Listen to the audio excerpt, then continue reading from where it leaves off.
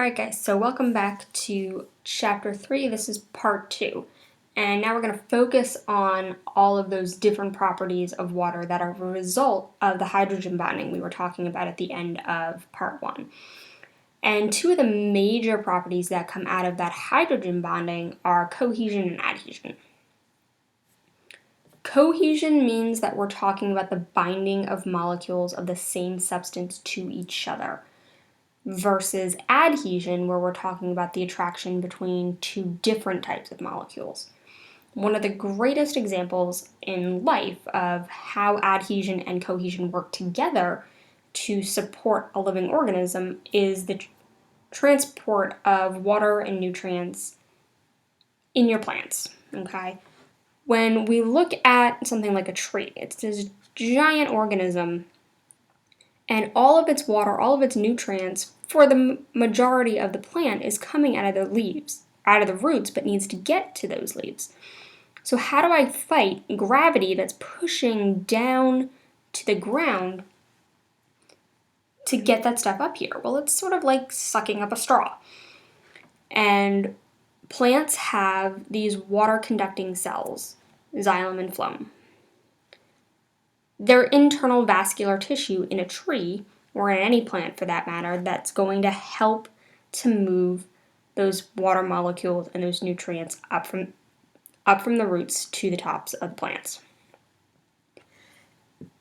When we take a look inside some of these water conducting cells, these xylem, what we see are these water molecules that are cohesively bound to each other, but they're also adhesively bound to the walls of those cells.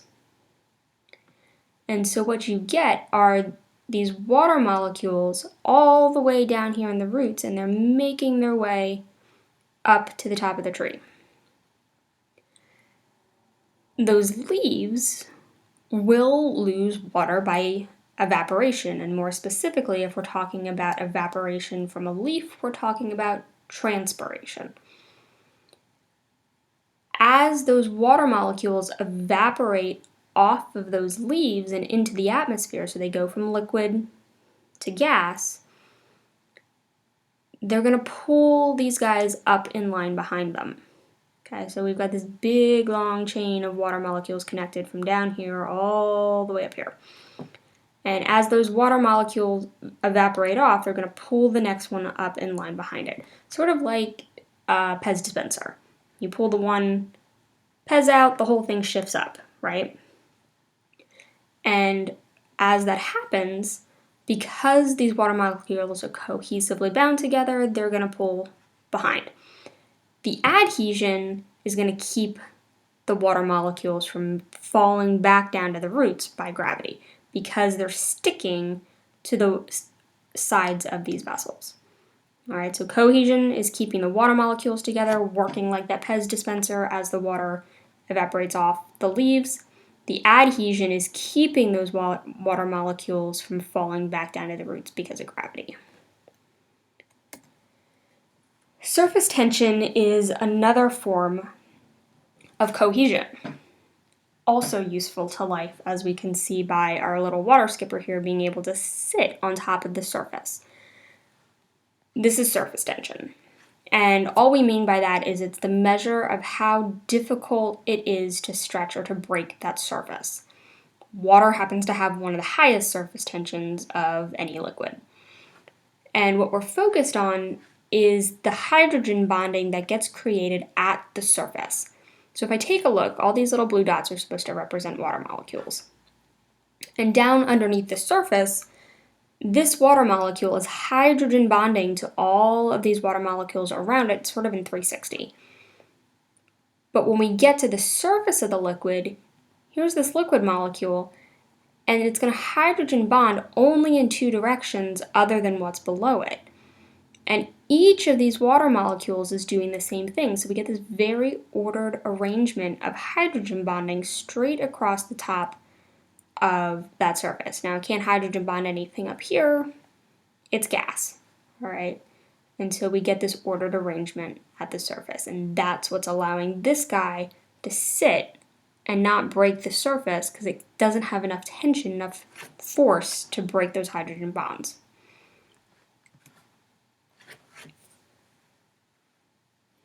Water also is incredibly good at absorbing lots of heat from the air and then storing it when it's cooler. All right, it has a very high heat capacity. So let's come down to this heat and temperature idea and just remind ourselves some vocab terms here.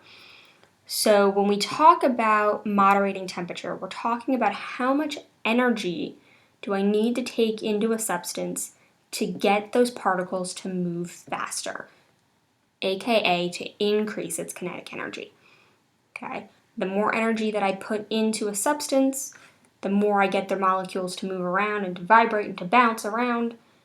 The more that happens, the more that I increase the heat or the temperature. Okay, so heat is just the measure of the total kinetic energy due to those molecules being in motion, and temperature is the measure of the intensity of the heat due to those motion of those molecules. If I'm heating up a substance, I'm increasing the molecule's movement. Eventually, I'll get a phase change to happen. All right, if they move quick enough, so if it's liquid water, the more I move those molecules, all right, eventually I can get them to a gas. If I slow down their kinetic energy because I'm cooling them down, eventually I can get them to freeze. All right, so that's the idea there. How do we measure all of this? Well, we can do it either by calorie or by joule, depending on what our purpose is. A calorie with a lowercase c, remember, is your amount of heat that's required to raise the temperature of 1 gram of water 1 degree Celsius. When you look at calories on your food, you're talking kilocalories, all right, or a capital C. Okay, so just kind of make that connection for yourself. When you're talking about how many calories you have to burn in your food, you're really talking about kilocalories. And we can also use the unit of joule, which is just another measure for energy, and you can see the conversion factors between joules and calories there for yourself. So for water, it's this great temperature moderator because it's able to absorb incredibly large amounts of heat or without changing its temperature very much. It also works on the other side of that where it'll store a lot of heat and give it off very slowly before it changes temperature. So it's got this high specific heat.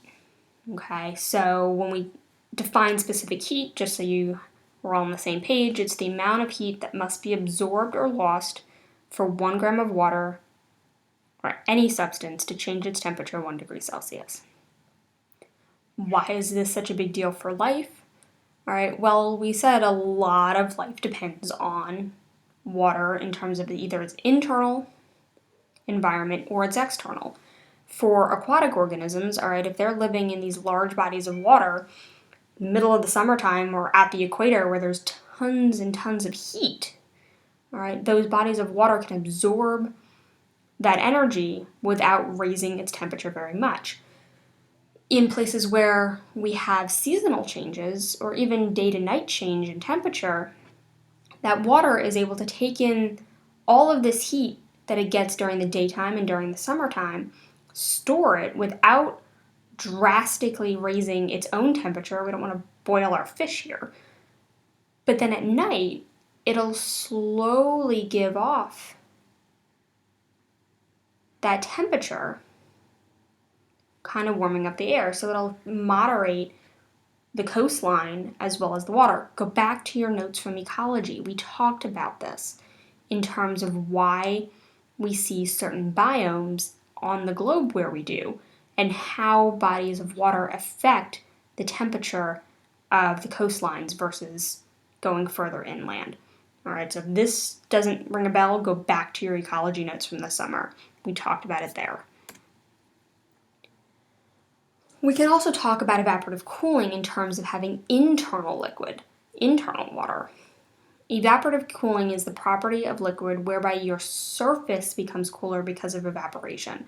Remember we said that the more I increase the kinetic energy of my molecules, the faster I get them to move, the more they're going to change from one state to the next. And so water happens to have a really good heat of vaporization. All right, heat a liquid has to absorb for 1 gram to become converted to a gas.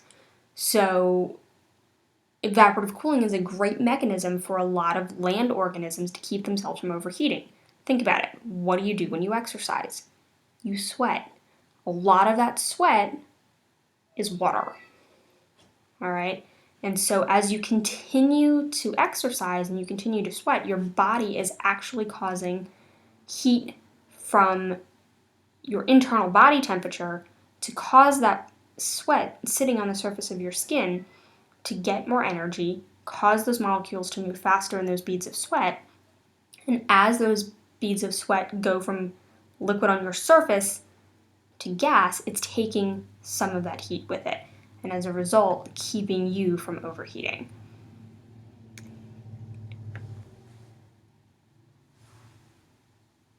Water is also an interesting thing in terms of its solid state. When we talk about your states of matter, okay, and you may have to think back to chemistry for this, your typical model for a solid, liquid, and gas is that your gases are greatly spread out, moving very quickly. Your liquids are more compact, but they're moving fast enough to move over each other and pour, right? Your solid state, however, we're even more condensed, and now we get this rigid state, right? So gas is the most spread out, liquids in the middle, solids, those molecules are typically packed nice and tight together. And yet, because water has these hydrogen bonds going on, when we go from a liquid water state to your ice state or your solid state of water, those hydrogen bonds, rather than allowing the molecules to condense and get closer together, it actually spreads them apart. So your solid water, your ice, is actually about 10% less dense than its liquid form. Okay, with its greatest density about 4 degrees Celsius, right between that liquid and solid state. Why do we care? Because ice floats. The less dense something is compared to something else, the more it's going to float on top. All right, so ice is less dense than its liquid, which means ice sits on top, liquid's below it. And this becomes, again, important for your aquatic organisms because I'm not freezing my lakes from the bottom up. The ice is going to sit on top of the water, allowing for liquid water to stay below the surface. Aquatic organisms can do their thing, and the thicker that ice is, the more it actually insulates whatever heat we do have in the liquid water below it.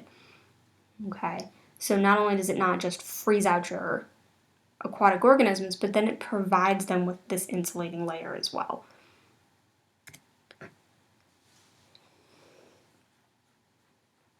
Water is also considered this great solvent of life.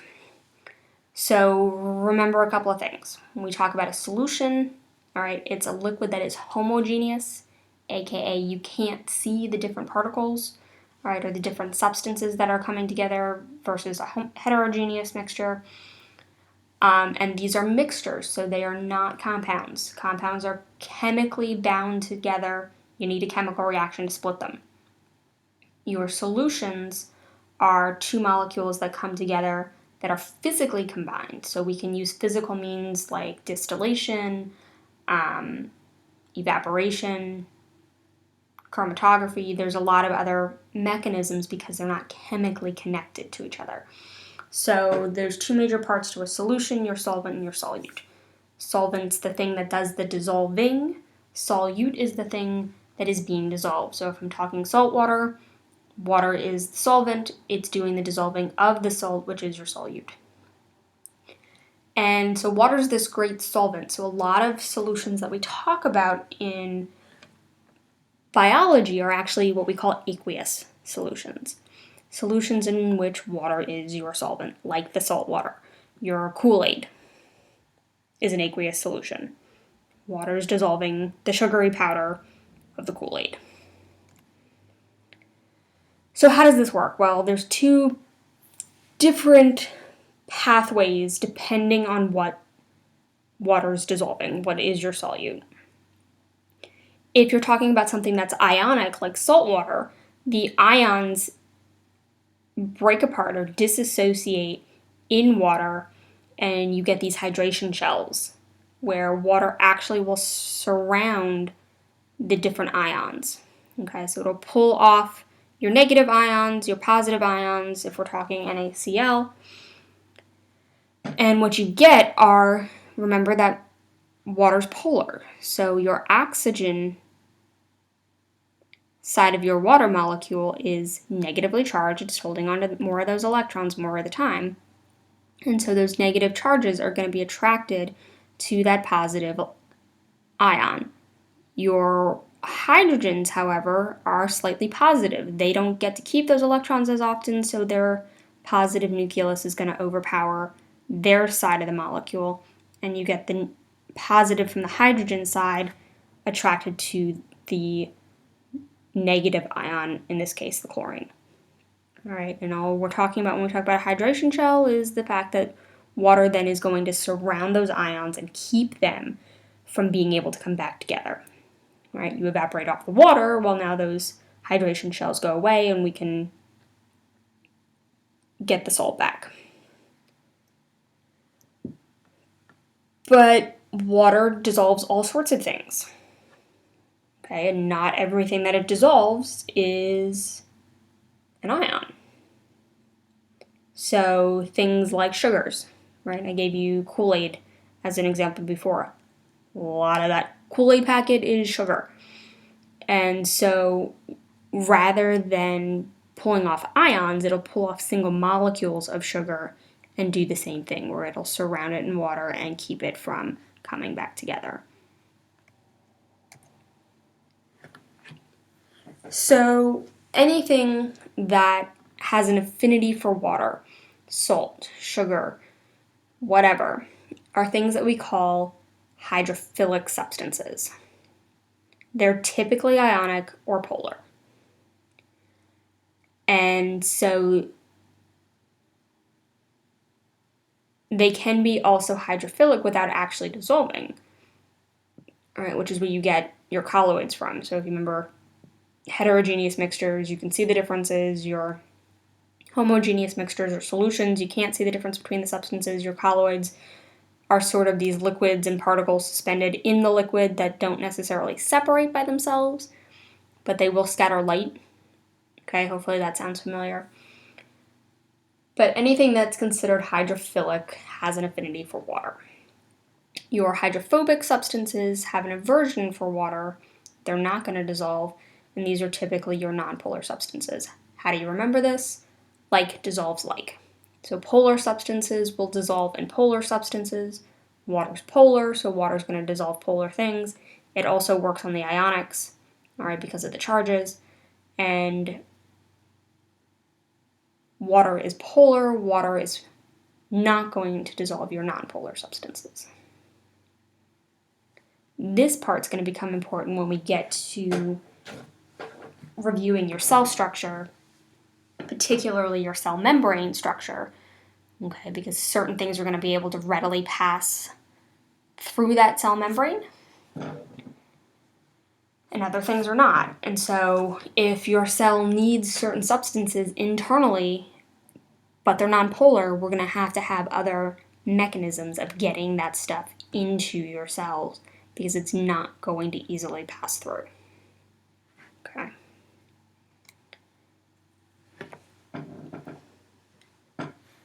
Just some other chemical things to keep in mind. Some of this will show up in some of the experiments and stuff like that, so just a quick review from chemistry. All right, most of the chemical reactions we talk about in living things involve solutes dissolved in water in some way, shape, or form. So remember, your molecular mass is just the sum of the masses of all the atoms in your molecule, all right, or you also think of it as your molecular weight. Okay, we typically measure substances in moles, which is grams of a substance that equal its molecular weight in Daltons. Also, your Avogadro number is involved there. And then your molarity, okay, which this has shown up a few times on some of our substances, but we've never actually utilized it here in our class, although I'm sure you did this a lot in chem last year. So molarity is your common measure of solute concentration, referring to your number of moles of a solute per liter of solution. So just keep that stuff in mind. We won't use it nearly as often in here, but when they get referenced in a question, it's nice to kind of have some background to understand where that comes from.